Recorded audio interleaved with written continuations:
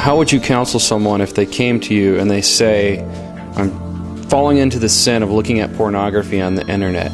How would you help them to discern whether they're lost and they're a slave to sin, or whether they're a true Christian who is fallen into sin? They're saved, but they're just struggling with this sin. It's a besetting sin, and this is maybe even a person who's had a recent profession in the Lord, and you're trying to help them discern whether they're saved or lost. In your question, I think is definitive, and that is, are they living in it, or have they fallen into it? A Christian, he falls into sin, but he does not live in it. And in the case of a new convert, why, you've got to cut some more slack, admittedly. And but the big question is he fighting it? Is he hating it? Is he concerned about it?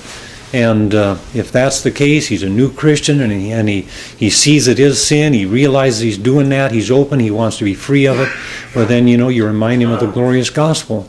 You remind him of what he has in Christ, and that's the burden of Romans chapter 6. How shall we who are dead to sin live any longer therein? You just remind him that it's an impossibility. If you're truly born again, you've got a new nature.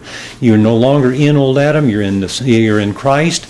Your old sinful self is gone. You're a new man in Christ. And now, Romans 6, it exhorts us to be who we are.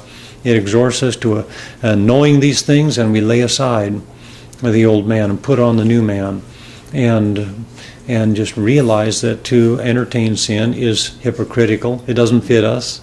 It doesn't work for us anymore. It's never going to satisfy. And so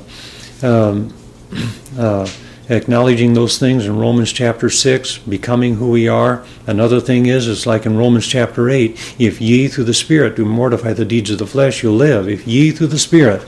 And so, we can't do it on our own, and just plow yourself into God. Be filled with the Spirit. When the tide is high, you don't get caught on the rocks. And so, be filled with the Spirit, walk with God, saturate yourself with the Lord, and just throw yourself into His work and His business, advancing your kingdom, and these things indirectly then will fall off. A lot of the way of victory over sin is indirect. It's indirect. You don't address it directly so much, but you just are taken up with the things of God and with His glory. If you through the Spirit do mortify, sometimes, it does, though, address us that way. Peter says, lay it aside, put it off. These are New Testament terms. And so you do have to get rough, and get ugly, get mean, get desperate. I think a lot of times failure to have victory over sin is just really a lack of desperation, a lack of sincerity. Here's my father. He was not regenerate. He was not a Christian at all, never claimed to be. And over the years, many times he tried to quit the cigarettes. And he'd quit them for a while, and then he'd smoke again.